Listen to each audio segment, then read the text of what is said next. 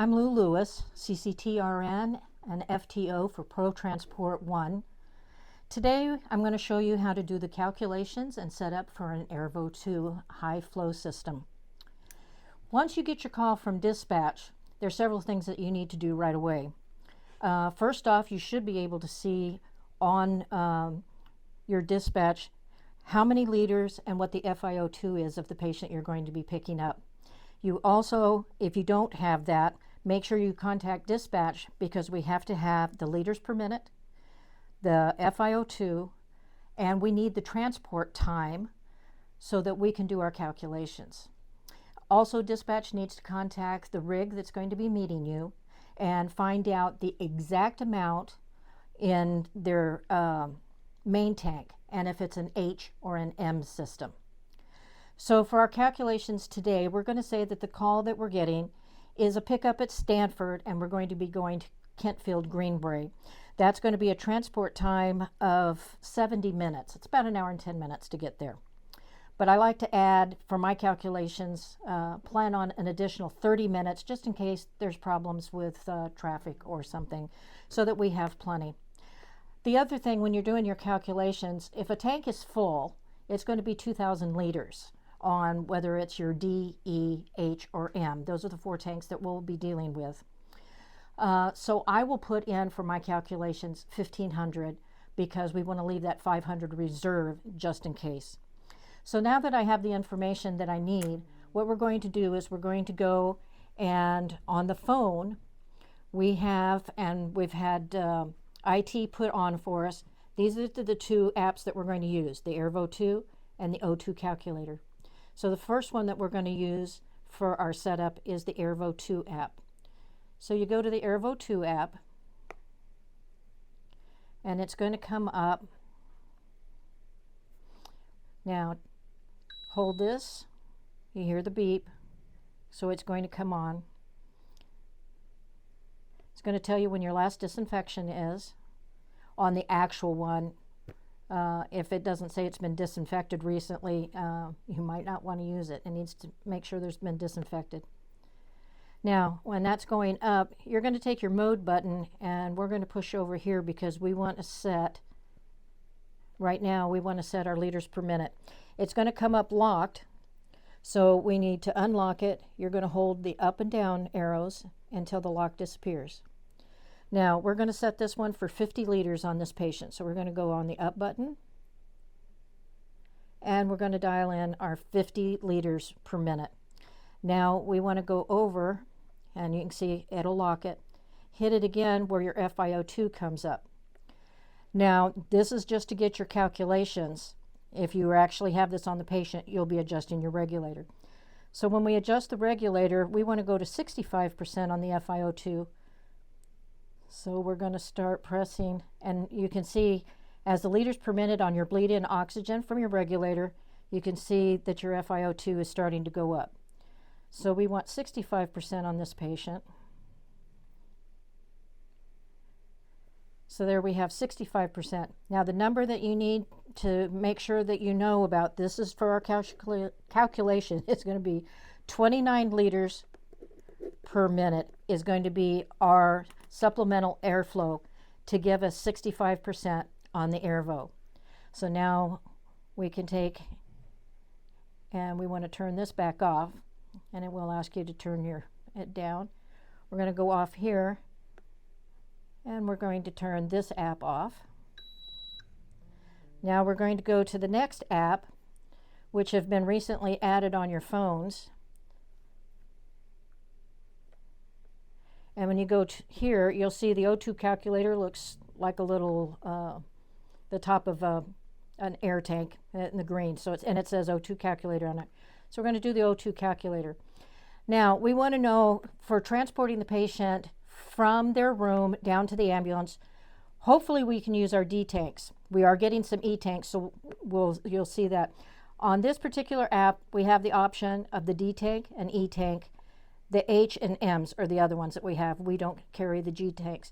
So for D tank, to see if I have enough to get this patient where we need to go, and again, we're going to use, if they tell us the tank is full, that would be 2,000. We're going to go with 1,500.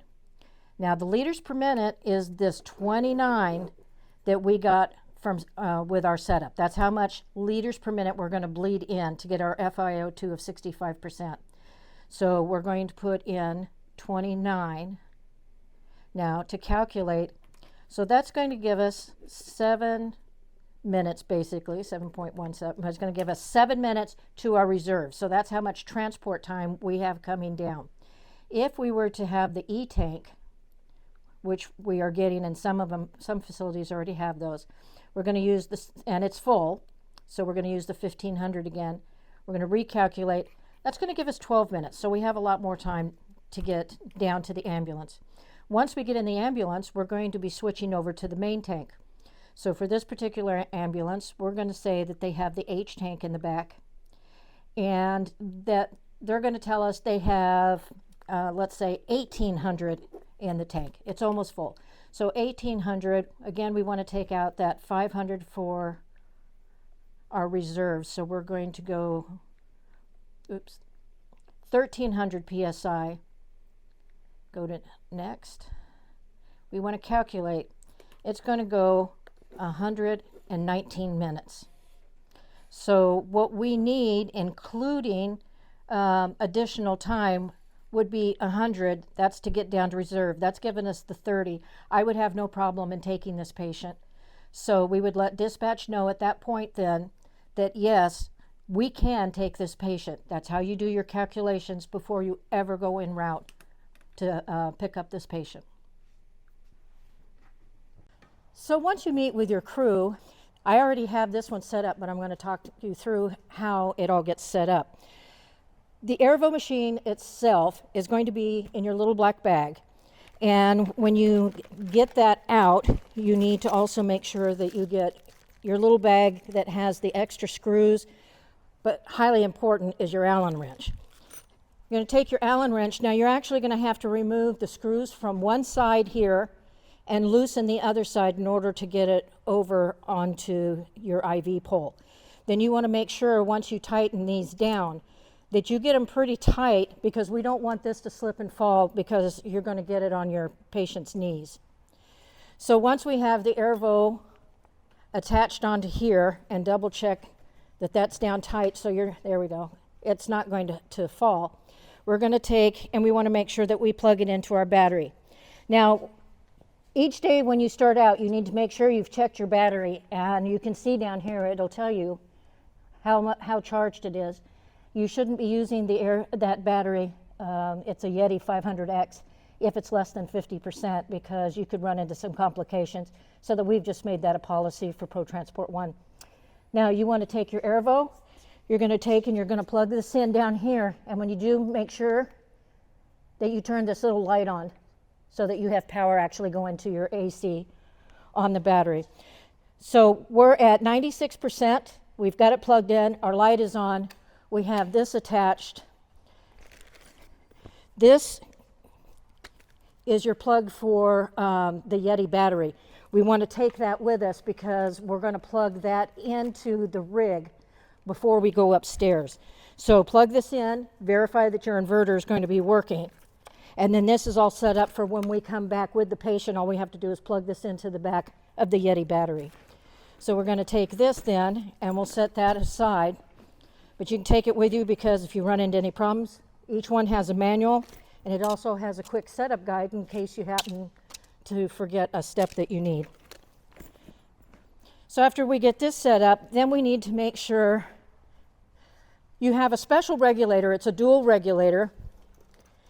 It has one side with a maximum of 30 liters per minute.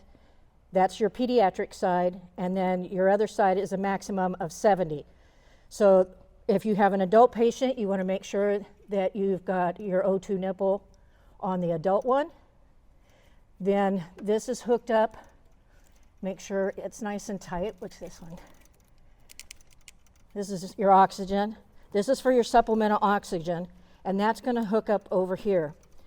Now, once you start setting it up initially in the facility, you're going to be plugged into their oxygen. So I just make sure this is on and have this ready. Make sure you don't put the battery back here because it's too heavy, even with as small as our Zols are, and it could cause the back to collapse. So don't put anything back there. Then make sure that you have the parts that we absolutely have to have, even if the patient has their own things, is you need your air extension tubing, and you're going to need your AIRVO 2, and this has got your patient tubing, and it's got your humidifier on there, and you need to have your bottle of water. So we're ready to go upstairs with the patient once that is set up to this point. Now that we're up at the patient's room, we've assessed the patient. We know that all of our numbers are still the same, or if anything had changed, we can make adjustments, make sure that we're ready to go. Then we're going to go ahead and open up our packages and start putting this together. So the first thing that I put on there is that we're going to go from our regulator, which is off right now, and we're going to take that extension and we're going to go over here. This is where your supplemental oxygen comes in. So you're going to make sure that that's on. Then we're going to open up the package that has the humidifier in there. And the humidifier, when you pull this off, here's your tubing.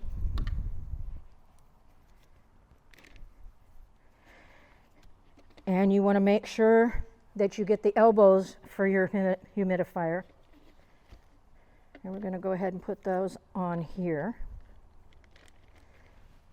Now, whether you have a bag or you have a bottle, and I know right now that we have the bottles, you're going to take this bottle, and I had an alcohol, but you're going to take an alcohol prep, and you're going to wipe that off really good there. Then you're going to take your spike, and you're just going to press it.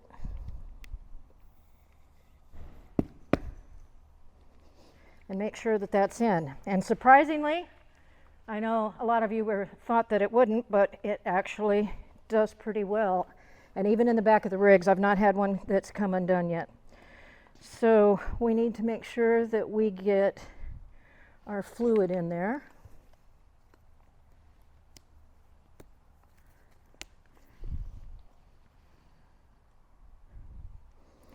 So you want to prime this with some fluid. And don't forget that this is sterile water. Never use saline in these things because heat and salt don't work well together. So we're going to get fluid in there.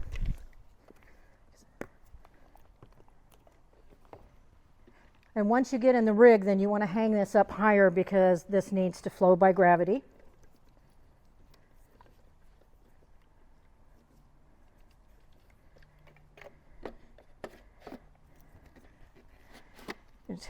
Now make sure you'll hear a snap. That's when you know that it's in there, and this is going to come back up. So that's in there firmly. And also, before you turn it on, you can see that the two ends of the hoses are obviously different. And you can see if you look on the top here, it has a specific direction that has to go on. So you'll make that go on, and also you listen for the snap. So now turning this on is just going to be like the little app that we had on the phone. So you're going to turn this on when you hear the beep. Now this takes a little bit longer than playing with the app because we do actually have to wait for some things to move. Now it says last disinfection was 33 days and 17 hours ago. That was the last time that this one was used, but it has been disinfected since the last time. It would come up red if it had never been disinfected in between. So you got your little I'm working here lights.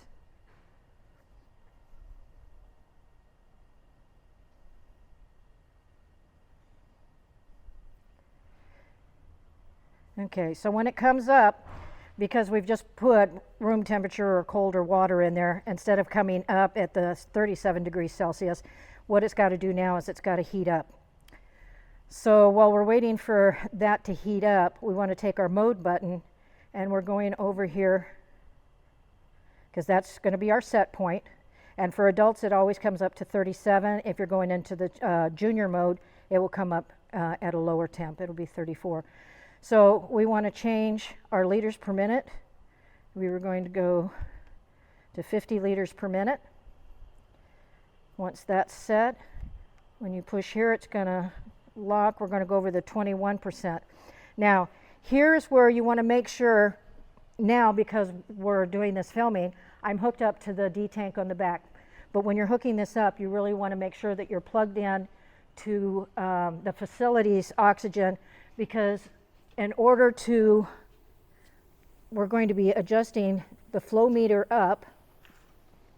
And as we adjust the flow meter here, you'll see that now my numbers, just like on the app, are going up here. So for us to get to 65%, we knew that we were going to be putting in about 29, so I'm going to go up here. Now that we've got all of our numbers where it is that they needed to be, we're ready to attach it to the patient.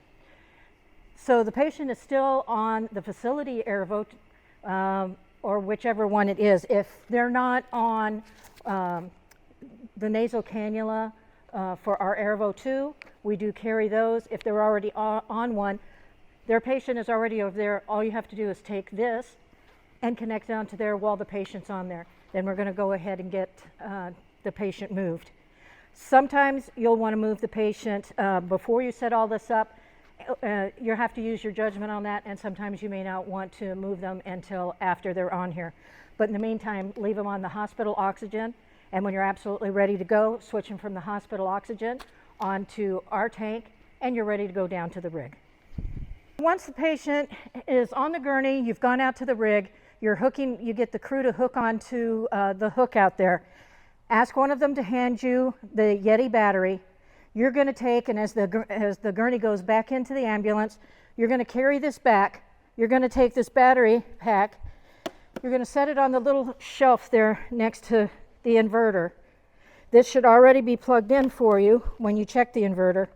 You're just going to plug in on the back. Now, while you're running, this will continue to charge, and you won't have to disconnect and have a break in the service to the patient of their AIRVO. Make sure that you take your bag or your bottle of sterile water when you get in there and hang it up higher, because depending on the time of your trip, it does need to flow in by gravity, and this will start to dissipate. So you do need to be able to keep your water flowing into there. And you're going to plug your oxygen into the main tank, and then you can tell the crew you're ready to go. And then you're just going to reverse that once you get to your destination. Double check your D tank and make sure, you may want to put a fresh one on there depending on how much you have left in there and how short your trip is. But change your oxygen, double check how much you have in there.